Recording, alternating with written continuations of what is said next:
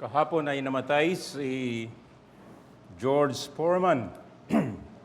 Siya ay two-time heavyweight champion. So at the age of 76. Magandang tingnan ang buhay niya sapagkat nung siya'y kabataan ay talagang magulo. Talagang napapasabak siya sa mga street fighting at sa mga pagnanakaw. Yun ang buhay niya, magulo, walang direksyon, walang patutunguhan. Hanggang siya'y natulungan sa isang trabaho na kung saan ay napunta siya sa paglalaro ng boxing. At siya'y tinanghal na Olympic gold medalist noong 1968. At pagkasunod noon ay marami na siyang mga panalo sa larangan ng boxing sa heavyweight. Pero gusto kong tingnan natin dito yung dramatic na pagbabago sa kanyang buhay. Bagamat dramatic ang kanyang pagkakilala sa Panginoong Jesucristo na minsan nung siya'y nakipaglaban, ay halos mamatay siya doon sa isang heavyweight na fight niya. At talagang halos mamamatay na siya. At siya ay nanalangin sa Diyos.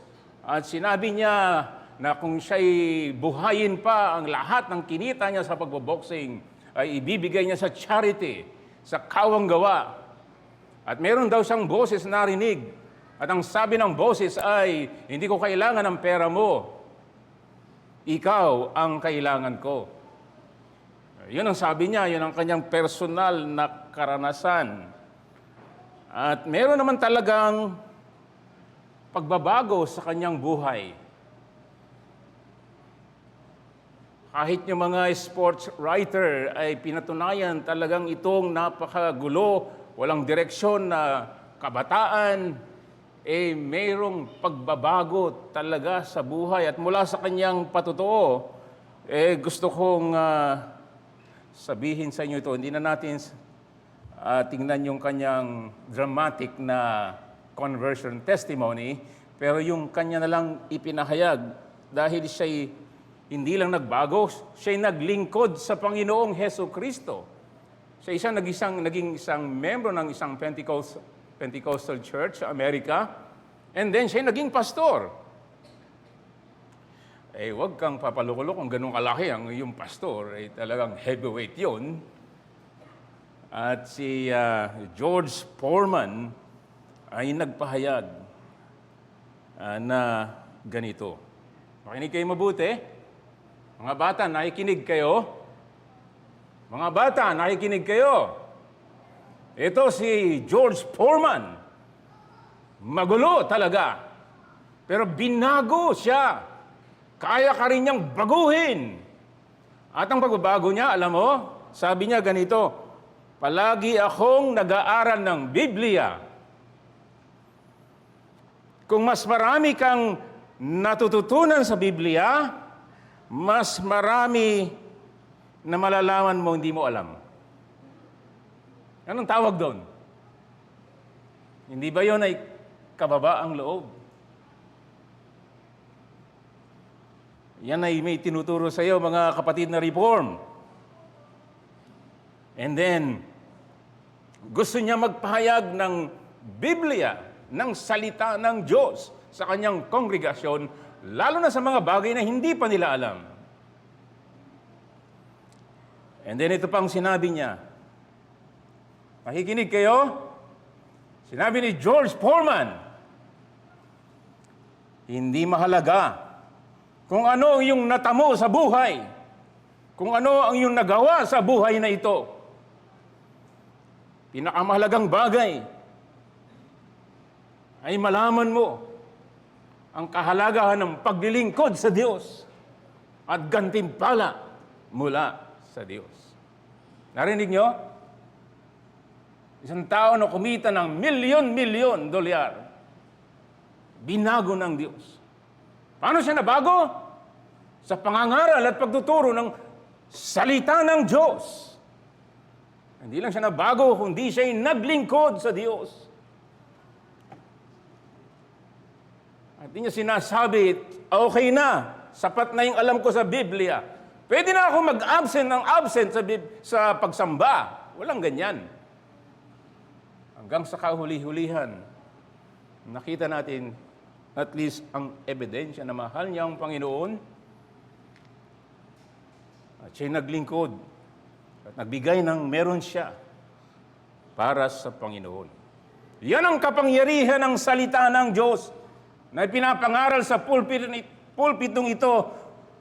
Magpo 46 years na tayo sa August. Anniversary natin yan. Simula nang itinatag ito, salita ng Diyos, Ibanghelyo ng Diyos, ang ipinangaral dito. Marami dito ang benepisyaryo ng pulpito na ito dahil ang ipinangaral ay salita ng Diyos. Bukod pa siyempre sa iyong personal na pagbabasa. Pero batas ng Diyos, 6 na araw magtrabaho ka. Isang araw, special na pagtitipon. Dahil special na ngungusap ang Diyos.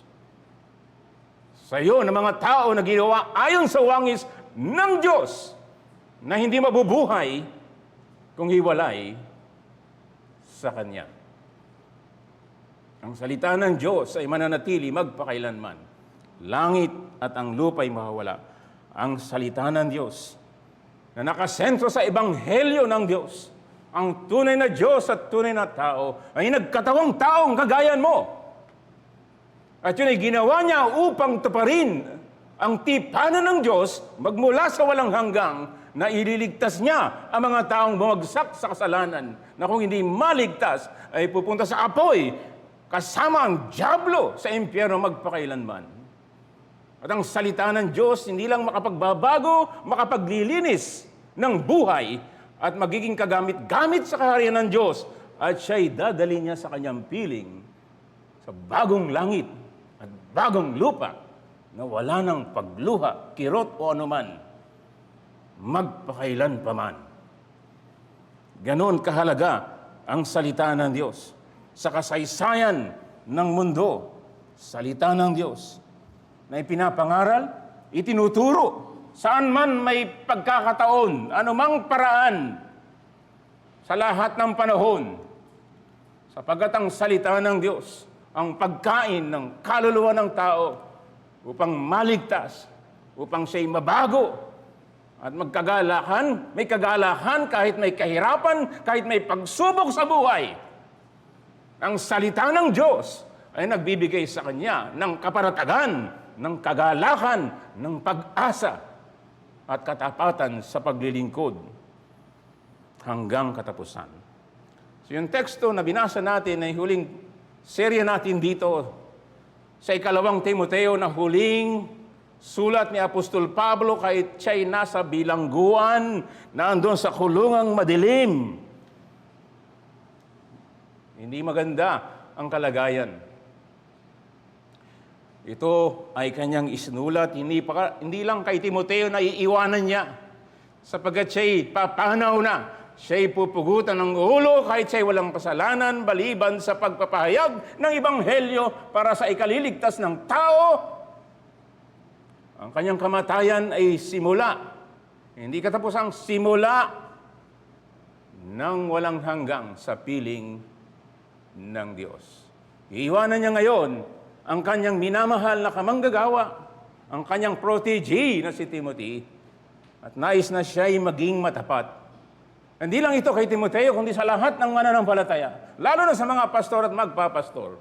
At sinabi niya dito mga bagay na huwag niyong kaligtaan sa inyong buhay bilang mananampalataya. Number 1 G, gospel. The gospel of God. The good news in this bad world. Bad news. The gospel of the Lord Jesus Christ. And remember, ito ay grace lang. Hindi ito karapatan. Grace, biyaya ng Diyos. Ito rin ang nagliligtas at nagpapalakas. Huwag niyong kaligtaan ang Great Commission. Sinabi ng Panginoon, make disciple of all nations, baptizing them in the name of the Father of the Son, Matthew 28:16 and following. Teaching them, I'm with you always. May great suffering as a Christian. Lalo na kung manggagawa. May great saying. Ano yung great saying? Kung tapat ka, makakasama mo siya. Kung i-deny mo siya, i-deny ka niya. Tanggihan mo siya. So may mga bagay tayo na dapat tandaan, mga kapatid kay Kristo, lalo na ng mga pastor at magpapastor. Tandaan mo yan sa buhay mo bilang alagad. Una, hindi manggagawa o bilang alagad. At lalo na kung kayo manggagawa, may mga bagay tayong i-reject. Ito yung mga nasa puso ng isang apostol na alis na sa mundo. Timoteo at mga kamang magagawa, ibilin mo ito sa mga tapat na lingkod. Hindi lang siya may tatandaan, meron siyang i-reject. I-reject niya mga walang kabuluhang usapan na parang cancer na sumisira, mga tagapagturo na mali, mga bulaang guro na nauwi sa pagtatalo, nauwi sa awayan, nauwi sa kaguluhan. Sila'y bihag ng dyablo. Layuan mo itong pamumuhay na ito na hindi maka-Diyos, mga makasarili, makamundo, ayon sa chapter 3. At sa teksto natin ngayon, manatili kayo sa banal na kasulatan. Continue, manatili, mangaral ng banal na kasulatan sa lahat ng panahon, in season or out of season. At may habilin dito kay Timoteo na magpakatino ka, magtiis ka, gampanan mo ang gawain ng ebanghelista at ministro ng salita ng Diyos. At may halimbawa sa buhay ni Pablo ng katapatan sa pangangaral, sa kabila ng kahirapan, kabigatian, kahit siya'y iniwanan, siya'y nagpatuloy hanggang sa wakas na mayroong pag-asa sa reward ng righteousness sa Panginoong Jesucristo. And then nakita natin dito sa binasa, may mga kasama na hindi nakasama, na nang iwan. Meron ding kasama na natili na hindi nang iwan, alang-alang sa ebanghelyo ng Diyos. Yan ang huling tagubilin ni Apostol Pablo. And then, biniyahe siya patungong langit sa piling ng Panginoong Jesucristo. Timoteo, ipagpatuloy mo. Ngayon tayo, ipagpatuloy natin sa biyaya ng Diyos. Ito ang mensahe dito sa binasa natin sa huling chapter ng 2 Timoteo chapter 4. Ang salita ng Diyos ay dapat ipangaral sa lahat ng panahon at pagkakataon hanggang sa wakas ng mundo, para isikatitibay ng mga mananampalataya at ikaliligtas ng mga hindi pa mananampalataya, sapagkat may itinakda ang Diyos na araw ng paghuhukom na kung saan ang lahat ng mga taong nilang ay magbibigay sulit sa Diyos. At ebanghelyo lang ni Kristo Jesus ang tanging pag-asa sa kaligtasan. Ito ang mensahe ng Diyos. At dalawang bagay ang titingnan natin. Number 1, katapatan hanggang sa wakas. Kahit may kahirapan sa pangangaral ng salita ng Diyos. Hindi lang ito pang pastor. Ikaw din bilang alagad ng Panginoon at recipient ng ebanghelyo, may pagkakataon ka na ipahayag saan man may pagkakataon sa iyong mahal sa buhay, mga anak, pamilya, kaibigan. Much more sa lahat ng mga pastor at mga ngaral. Number 2, yung kasamahan hanggang sa wakas at hindi nang iiwan kahit may kahirapan, na isinaalang-alang ang pangangaral ng salita ng Diyos. Hinati natin itong buong chapter 4 ng 2 Timothy. Ito yung last will and testament ni Apostle Paul. Hindi lang kay Timoteo, kundi sa lahat ng iglesia, sa lahat ng mananampalataya. Ito ang buhay sa looban ng iglesia. Ito ang order, peace and order sa kanyang iglesia. Ito ang buhay ng mga tinawag ng Diyos. Pareho sa sinabi ng Panginoong Yesus, ang sino mang nais na sumunod sa akin, tanggihan mo ang iyong sarili araw-araw. Pasanin mo ang iyong cross. At sumunod kayo sa akin. May katapatan, kahit may kahirapan, sapagkat hindi niya tayo iniiwanan ang ating Panginoon. Number 1, dito sa chapter 4, 1-8, tingnan natin ang katapatan dito hanggang sa wakas. Ang mundong ito ay bumagsak sa kasalanan. Huwag kang magtaka kung may kahirapan. Higit pa dyan ang dapat mong maranasan.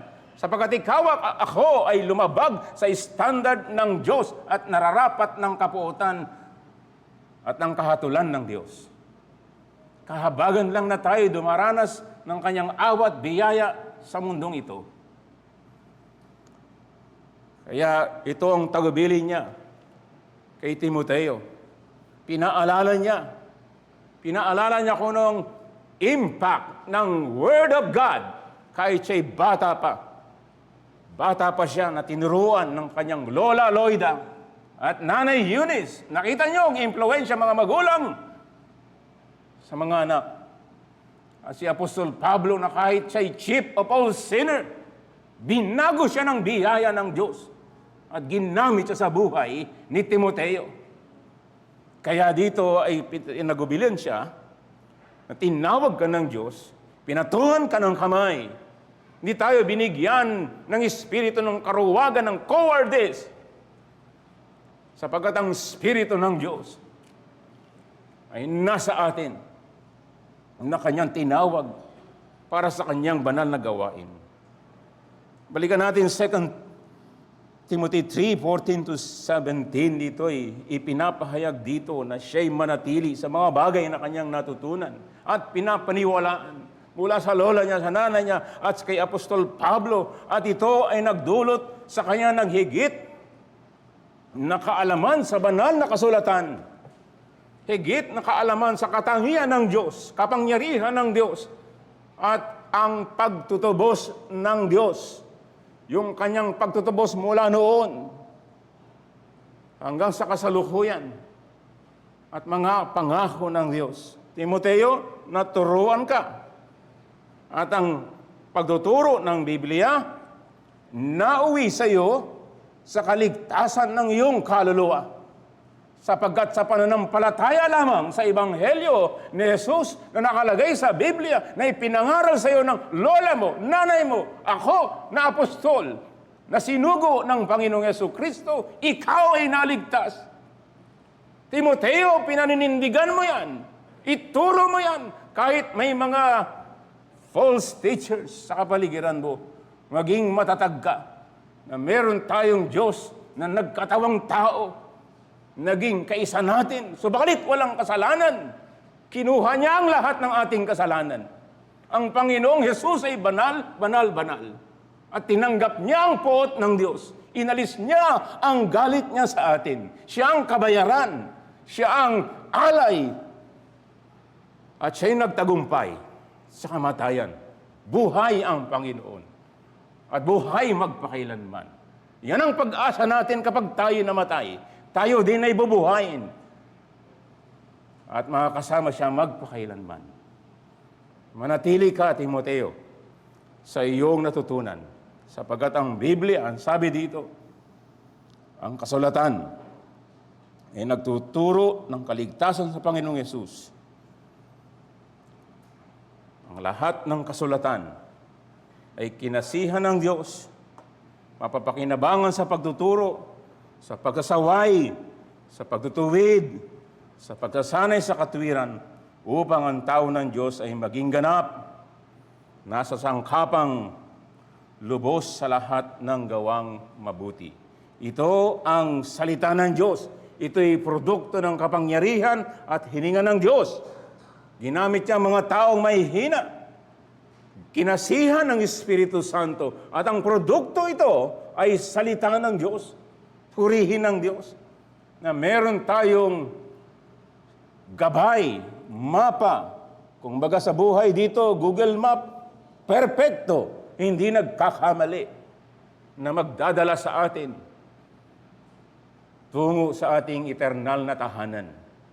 At ito din ay nagsasabi na mga kasalanan ay hahatulan ng Diyos. Kailangan nila ng pagsisisi. Kailangan mo ng pagsisisi. Kailangan mo ng pagtutuwid. Dahil hindi tayo laging matuwid sa ating pag-iisip at mga gawa.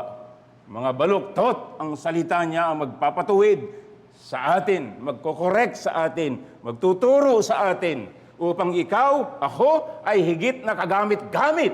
Sapagkat ito'y gawaing banal, hindi maaaring ang hindi banal ay manatili sa kanyang gawaing banal. Ito lang ang salita ng Diyos. Ito ang kailangan mo, kapatid, dito sa Cubao Reformed Baptist Church, salita ng Diyos. Kagaya ng Timoteo, sa biyaya ng Diyos, sa kapangyarihan ng Espiritu Santo upang ikay maging ganap. Hindi ito kagaya ng sanlibutan na mas maraming alam, mas sikat, maging kagamit. Hindi po, ito'y gawain ng Diyos. Banal na Diyos. At wala tayong iba na referensya dito upang tayo ay maligtas, maging banal, maging kagamit-gamit sa ikalaluwalhati lamang ng ating dakilang Diyos. So sa ating Confession of Faith sa 1689, ito po ay sapat, ito ang authoritative, ito ay walang pagkakamali. Ang orihinal na salita ng Diyos sa Hebro at Griego na isinalin upang maintindihan ng tao, maintindihan ng mga Pilipino na kagaya mo, na may kaligtasan kay Hesu Kristo, may pag-asa sa Kanya sa buhay dito at sa buhay na darating. And so therefore, sa 2 Timothy 4:1-4, mangaral ka ng banal na salita ng Diyos sa lahat ng panahon, in season or out of season. You feel it or not feel it, ito ang kailangan. And take note, paano niya sinabi ito? Paano niya sinabi ito, mga kapatid, kay Hesu Kristo? Lalo na sa mga pastor at mga mangaral at magiging pastor. Tingnan natin dito ang sinabi niya sa verse 1. Sa harapan ng Diyos at ni Kristo Jesus na siyang hahatol sa mga buhay at mga patay, at sa pamamagitan ng kanyang pagpapakita sa kaharian, inaatasan kita. Nakita niyo ba yung weight nito? Nakita niyo ba ang seriousness nito? Nakikita niyo ba ang urgency dito? Na ang pangangaral ng salita ng Diyos, ito ay hindi basta-basta. Ito'y ginagawa sa harapan ng Diyos, ng makapangyarihang Diyos. Kaya mahirap po ang maging mangaral. Sinabi po yan sa Biblia, sa Galatia. Huwag kayong lahat na mangaral sapagkat hahatulan kayo. Hahatulan kami. Sa harapan ng Diyos. Sa harapan ng anak ng Diyos na si Jesu Kristo. Siya'y tunay na Diyos at sinabi dito, siya'y babalik. Ang Panginoon natin sa kanyang pagbabalik, hahatiin ang lahat ng tao sa kaliwa ay mga kambing. Sa kanan, ang mga tupa ng Diyos. So tanong, pagbalik ng Panginoon, saan kayo? Mga bata, matanda, saan kayo pagdating ng Panginoon? Sa kaliwa, mga kambing, o mga tupa ng Diyos na nakikinig, sumusunod sa Panginoon. Hahatulan niya ang lahat. May dadalhin sa kanyang kaharian, may itatapon sa walang hanggan. Ang ating Panginoon ay hari sa kanyang kaharian. Siya ang masusunod. Siya ang sovereign. Hindi ikaw. Hindi tayo kapitan ng buhay natin. Ang ating Panginoong Hesu Kristo. At dahil dyan sa seriousness and urgency, preach the word. Ganun siya kabigat. Kung ito'y inutos sa mga mangaral, sa mga pastor at magpapastor, kanino sila mangaral? Sa mga bangko? Sa mga bato? Kanino? Sa iyo. Lalo na kayo mga miyembro. Para kayo palakasin. Para kayo patibayin. Pagalakin, palungkutin din kung may kasalanan na dapat magbago at magsisi. Bigyan ng pag-asa. Kaya nakita niyo yung responsibility niya pag-araw ng linggo. Kung masyadong maliit ang dahilan ninyo, bakit wala kayo pag Sunday?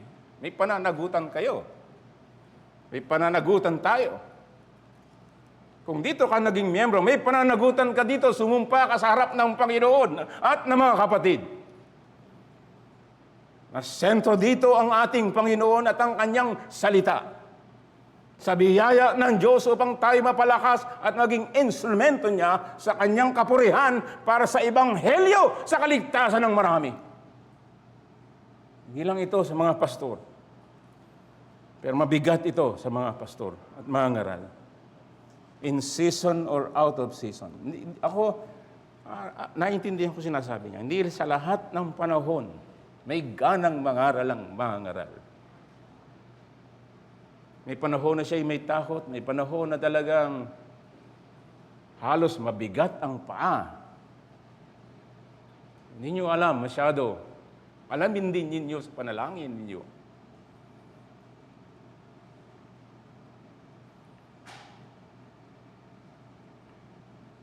Sabi niya, Timoteo, masyado kang timido, bata, binigyan tayo ng Espiritu Santo.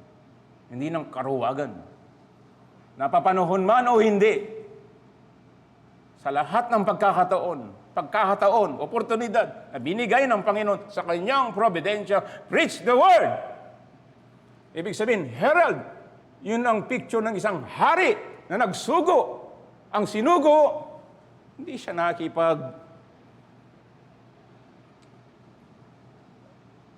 argue ng mga bagay na hindi nila sinasang-ayunan, siya'y tapat na magpapahayag kung anong sinabi ng hari. At yan po ang gawain ng tinawag ng Diyos. Kaya mga kapatid, ipanalangin ninyo ang inyong mga pastor at magiging pastor ng pangunahing gawain ay pangaral. Mga miyembro, maging matapat kayo every Sunday by the grace of God. Hanggat maaari, umaga't hapon. Hanggat maaari, kung kaya mo na magtrabaho, maghapon sa iyong gawain na pang-temporary, bakit hindi sa pagsamba, sa ikatitiban ng iyong pananampalataya na pang walang hanggang?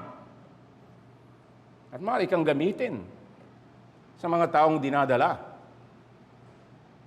Presensya mo lang. Salita na may biyaya. Baka gamitin ka ng Panginoon. Paano ka gagamitin kung wala ka? Hindi tayo niligtas para sa ating sarili. Tinawag tayo para maging happy to serve by the grace of God. So mga kapatid, baka hindi nyo pinapahalagan yung pagiging kabilang sa iglesia, marami na kayong narinig. Sana kausapin kayo ng Panginoon. Kausapin kayo sapagkat sa harapan ng Diyos, sa harapan ni Kristo, sa harapan ng kanyang kaharian at sa kanyang pagbabalik, ikaw, ako, mananagot ka. Kaya dito sinabi niya, ipangaral mo ng may pagtutuwid, may pananaway, may pangangaral ng buong pagtsatsaga dahil wala kaming kapangyarihan. Wala. Kapangyarihan lang ng Diyos na ikay baguhin, na ikaw ay bigyan ng kagalakan sa Panginoong Jesus, na paglingkuran siya. Wala kaming kapangyarihan. Kailangan lang namin sumunod sa Kanya. At may dahilan sa verse 3 and 4, may dahilan kung bakit. Sapagkat darating ang panahon na hindi sila magtitiis sa wasto at tamang aral, kundi sa pagkakaroon nila ng mga makakating tainga at mag-iipon sila para sa kanilang sarili na mga guro ayon sa kanilang sariling pagnanasa. At tatalikod sa pakikinig sa katotohanan at kanilang mga tainga ibabaling sa mga kathang isip lamang, hindi katotohanan. Yan ang danger, Timoteo. At mga mangangaral, kailangan mo maging matyaga. Kailangan mo maging faithful to the end. Endure to the end. Preach the word in season or out of season. Why? Yung mga tao sa church, darating ang panahon, hanap sila ng gusto nilang preacher, teacher. Yung gusto na lang, yung makakapag, alam niyo yun, yung masarap sa tainga mo lang. Kapag hindi maganda yung naririnig ko, ay, hanap naman ako na iba. O kaya, sa internet na lang ako, ang daming magaling dito. Meron ba akong kausap ngayon dyan? Kausapin nawa kayo ng Panginoon. Itong salita niya, itong tagubili niya. Hindi niyo pastor si Pastor Paul Washer kahit magaling siya. At sino mang mangaral. Binigyan kayo ng nakikita nyo dito sa pulpito. Sa biyaya ng Diyos. Panalangin ninyo. Kaya itong habilin niya kay Timoteo. Timoteo, malungkot, iwanan, pero masaya din dahil uwi na ako. Ipagpatuloy mo, Timoteo. Kailangan ng tao maligtas. Kailangan ng mga kapatid na matibay. Kailangan tumibay ang iglesia. Sa Ephesus na maraming mga imoralidad. Sa Ephesus na maraming mga makasarili. Sa iglesia sa Ephesus na marami din amaling tagapagturo. Timoteo, ang sabi niya sa verse 5, maging matino ka sa lahat ng bagay, magtiis ka ng kahirapan, gampanan mo ang gawain ng isang ebanghelista, ganapin mo ng lubos ang iyong ministeryo. Timoteo, magpakatatag ka. Timoteo, magpakatino ka. Gampanan mo lahat ng ministeryo. Pag-iibanghelyo para sa kaligtasan ng hindi paligtas. Ikatitibay ng mga mananampalataya. Sana sabi ni Paul, sino ang may kaya dito? Who is sufficient to this? No one. Kaya kapag ikaw nag-research, i-google mo, ilan ang nag-resign na mga pastor sa Amerika? I-google mo, i-AI mo. Ilang porsyento ang umalis sa ministry? Tingnan mo na lang.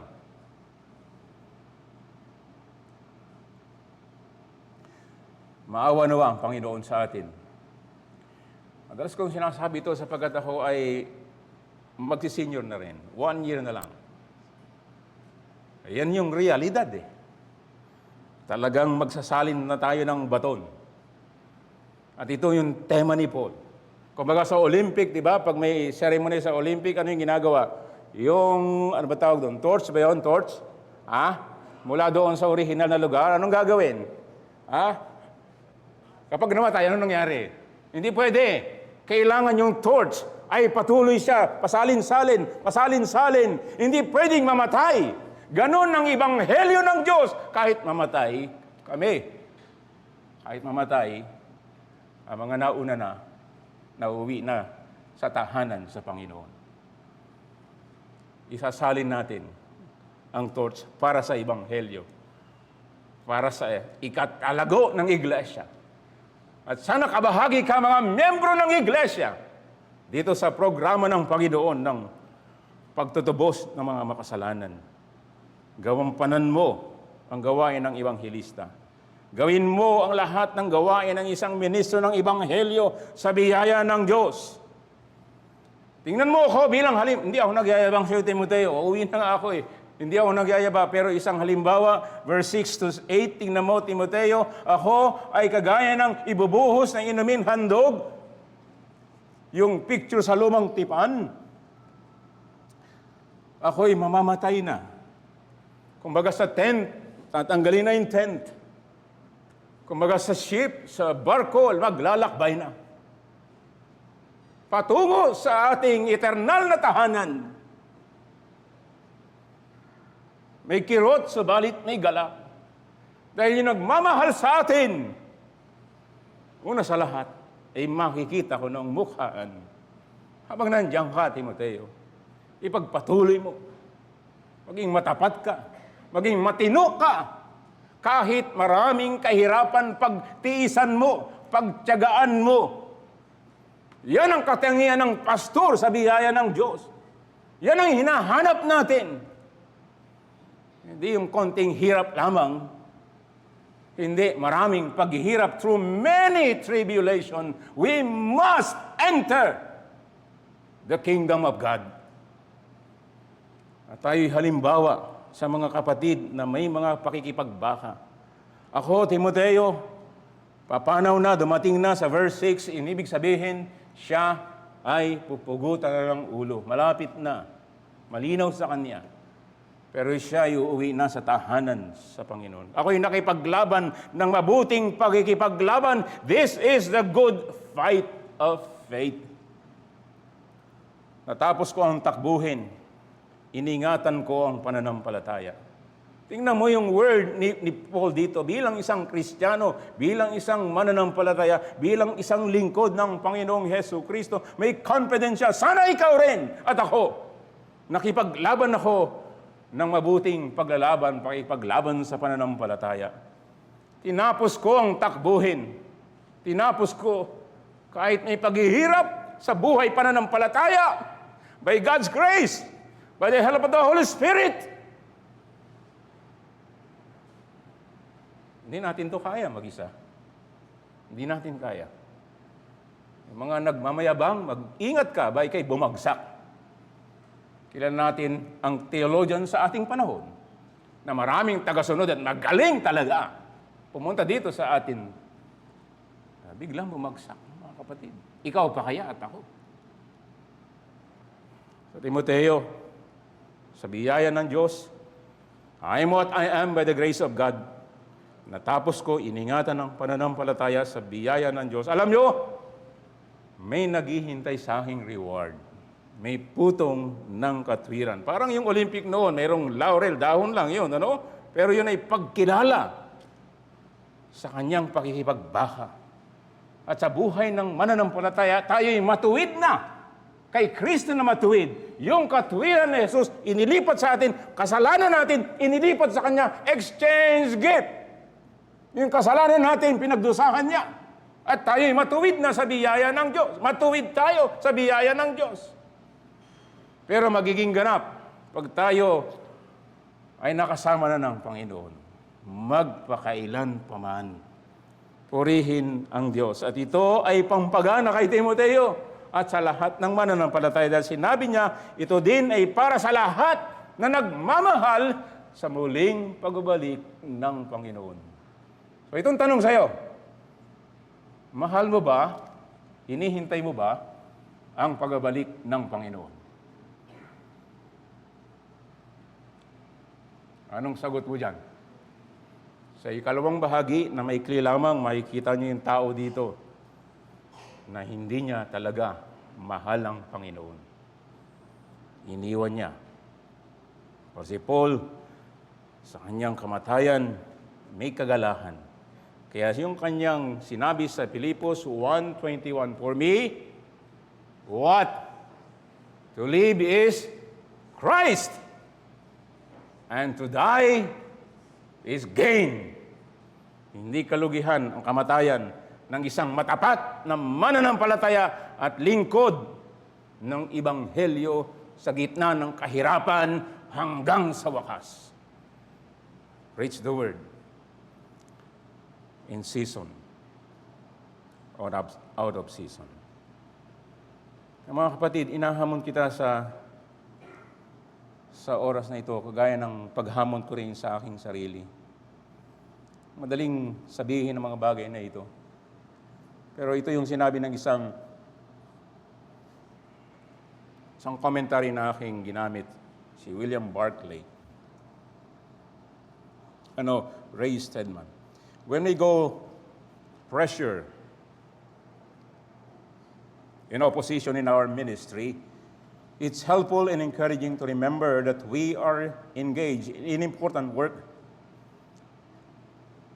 It's easy to become discouraged and feel our efforts are wasted, especially when our obstacles and problems never seems to end. So Paul reminds Timothy that his work has eternal significance. Let me repeat, sa mga nadi-discourage, his work has eternal significance. Ang paglilingkod sa Panginoon, ang pagsamba sa Panginoon. Sa paningin ng mga tao, baka sa paningin mo rin, parang wala namang masyado. Hindi sa harapan ng Diyos, ni Kristo, ng Hari na babalik, may kabuluhan sa kanyang harapan. Mga kapatid kay Kristo, pagpatuloy tayo, by God's grace, by the help of the Holy Spirit, preach the Word, support the Word, preach. Sa mga gawain natin ngayon, marami binigay ng Panginoon. CCM, GMA, sa drop-in, mission work, support the Word for the salvation of sinner, for the glory of God. Bakit? Mayroong eternal significance sa harapan ng Diyos. Hindi yung papuri ng tao. So anuman ang ating gawain, malaki o maliit, lahat ito may kontribusyon sa Ebanghelyo ng Diyos. Meron kang kontribusyon, bawat isa sa atin. Pinamaikli lang dito, may mga kasamahan hanggang sa wakas, hindi nang iwan kahit may kahirapan. Sinalang-alang ang pangangaral ng salita ng Diyos. Ang Ebanghelyo, nakita mo si Timoteo, nakita mo si Pablo. Pero dito, mayroon siyang mga binanggit na mga kasama sa ministeryo, kasama sa church, kasama sa paglilingkod. Pero nagbago. Hindi inaalang-alang ang sama-sama na pagpapahayag ng Ebanghelyo, si Demas. Nakita niyo si Demas? Verse 10. Maraming tao dito binanggit. Makikitang si Pablo hindi Lone Ranger. Mahal niya ang Panginoon, mahal niya ang iglesia, mahal niya ang tao. Ang iglesia, tao. Tao ka, di ba? Ibinilang ka sa mga tao, tao ng Diyos.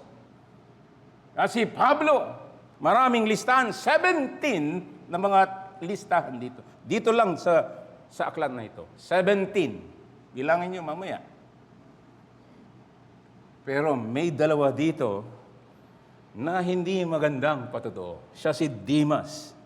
Ano sinabi dito, verse 10? Iniwan ako asan si Pablo nagsusulat? Nandun siya sa ilalim, nakakulong, malapit ang patayin. Napakalungkot, napakagrim ng kanyang kalagayan na sumusulat kay Timoteo. Iniwan ako. Bakit naman? Umibig sa sanlibutan ito. Di ba may utos sa 1 John 2, 15 to 17, love not the world and the things of this world. Mga sistema ng mundong ito, hindi magtatagal. Pero yung sumusunod sa kalooban ng Diyos, mananatili magpakailanman. Si Demas, kahit siya involved sa ministry, kasama sa pagpapahayag ng Ebanghelyo, kasama niya at maaaring pinagtitiwalaan, maaaring inaasahan, one day, saan nagpunta siya? Nagpunta sa Thessalonica. Pero yung sabi dito, umibig sa sanlibutan.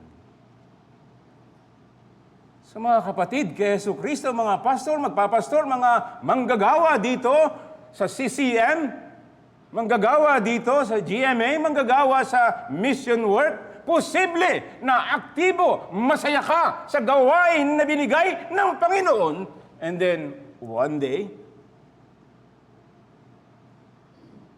baka, alam mo, unti-unti ito, unti-unti. Hindi ito biglaan, yung pag-ibig sa sanlibutan. Unti-unti, unti-unti, unti-unti. mas inibig niya ang mga bagay sa sanlibutan, mga sistema ng sanlibutan. Hindi ba may utos sa atin? Matthew 22:37 to 40, love the Lord your God. So nawala ang focus ng pag-ibig. Baka may kausap ako dyan, saan napunta ang pag-ibig? Sinong iniibig mo? Sinong iniibig mo? Magandang tanong yan. Sino talaga ang mahal mo? Baka sarili mo. Baka tao na mahina na kagaya mo. Baka mga bagay sa mundo na hindi magtatagal. Tingnan mo yung gera sa Ukraine and Russia. Mga bagay na marami. Wasak. Mga kapatid, mga kaibigan, mga bata, realidad ito. Hindi ito tinago ng Diyos. Pwedeng mangyari na aktibo ka, kasama ka, masaya kayo, naglilingkod sa Ebanghelyo para sa katitibay ng iglesia at kaliligtas ng mga marami. Subalit, si Pablo sa higit na oras ng kanyang pangailangan, iniwan siya dahil mahal niya ang sanlibutan. Ito'y mapanganib at nawa, ito'y maging warning sa iyo at sa akin. Meron ditong picture si John Bunyan sa Pilgrim's Progress, si Demas. Si Demas na iniwan ang tamang landas. Umiwas. Hindi pa uli ang lahat. Nawa kausapin ka ng Panginoon, nawa ma-revive ka, nawa ikaw ay magpakatino, matakot sa Diyos, magsisi at sumampalataya sa Kanya. Ang susunod na tao dito, hindi ko natin titingnan lahat ito because of time, ay si Alexander. Sino siya sa verse 14? Maraming ginawang kasamaan sa akin si Alejandro, na panday na tangso, gagantihan siya ng Panginoon ayon sa kanyang mga gawa.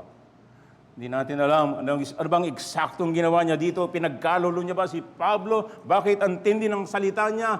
Ginawang kasamaan. Ano man yun, ang sama ng ginawa niya sa lingkod ng Diyos, apostol, na kung saan ay ginamit sa isang mission work na maraming iglesyang naitatag.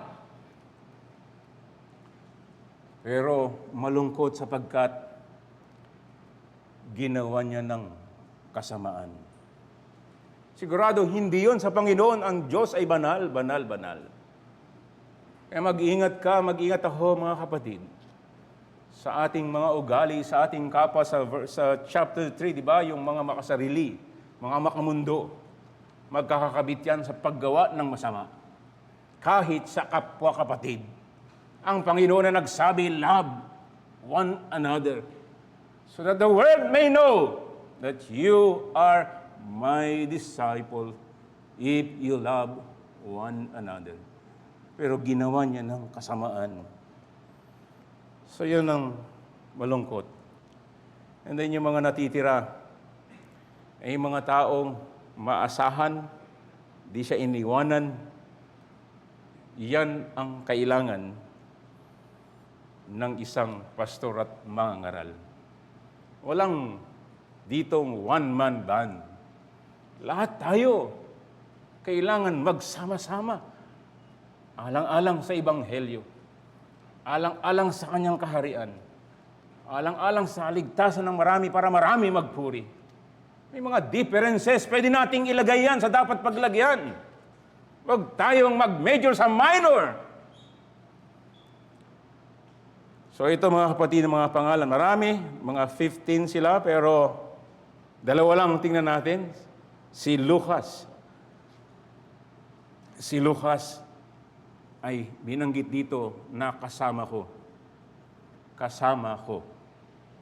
Kasama niya sa ministry, kasama niya sa mission work, at dahil siya'y doktor, at siya'y historian, nakita natin si Dr. Luke, magandang kasama talaga ni Apostol Pablo na matanda na, sigurado may sakit siya, di ba? 2 Corinthians 12:9, naintindihan niya yung cancer.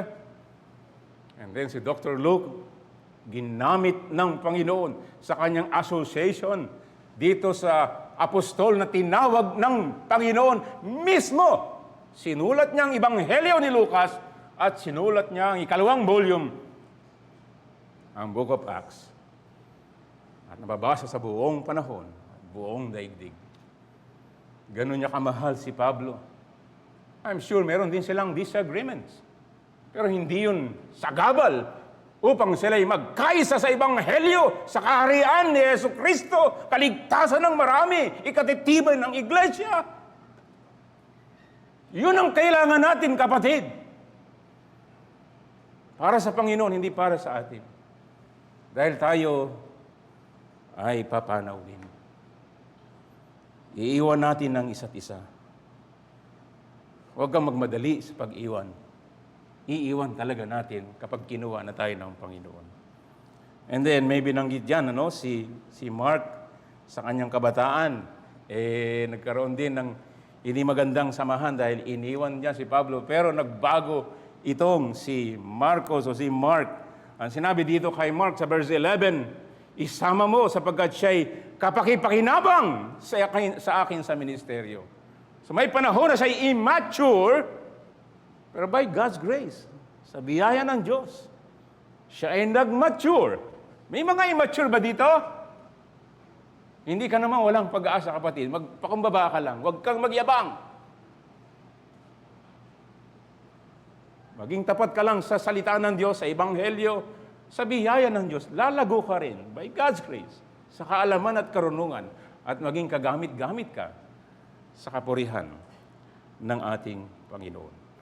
At marami pang mga binanggit dito na pangalan, subalit higit sa lahat na pangalan, ang pangalan ng Panginoon sa verse 17, bagamat siya'y iniwan ng marami, sinabi sa verse 17, ngunit ang Panginoon ang tumindig sa tabi ko at ako'y pinalakas niya. Sa pamamagitan ko ay ganap na maipahayag ang mensahe upang mapakinggan ito ng lahat ng mga hintil, kaya't ako'y iniligtas sa bibig ng leon. Ako'y ililigtas ng Panginoon sa bawat masamang gawa at ako'y kanyang iingatan para sa kanyang kaharian sa langit. Sumakanya nawa ang kaharian magpakailanman. Amen. Yan, mga kapatid, ang kailangan mong matutunan. Na sa kabila ng lahat, hindi ka iniiwanan ng ating Panginoon. Hindi tayo iniiwanan. At pinalalakas na tayo, sinasamahan niya tayo alang-alang sa Ebanghelyo. At ibalik natin ang papuri at kalawalatian sa Kanya magpakailan paman. At sa Kanyang huling pagbati, sa verse 22, ang Panginoon naway, sumainyong espiritu, sumainyo nawa ang biyaya at siya'y hinatid na ng Diyos sa Kanyang kaharian. Ito na ang Kanyang huling salita. Sa mga kapatid, mga kaibigan, ngayon ay kinausap ka ng Diyos. Mahalaga ang pangangaral ng salita ng Diyos para sa iyong katitibay at kaligtasan ng marami. At magsama-sama tayo sa biyaya ng Diyos para sa Kanyang kalawalatian lang. Hindi sa atin, para sa Kanya. At mapanganib na ikaw ay umalis higit sa lahat sa Panginoong Hesu Kristo. Magtatapos ako dito sa kwento tungkol sa Titanic.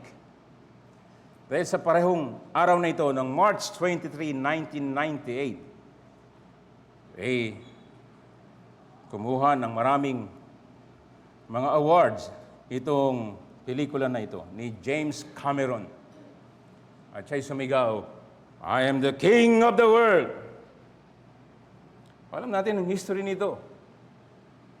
Ang history ng Titanic na nagyabang sa Diyos ay hindi niya kayang ilubog ang barkong ito.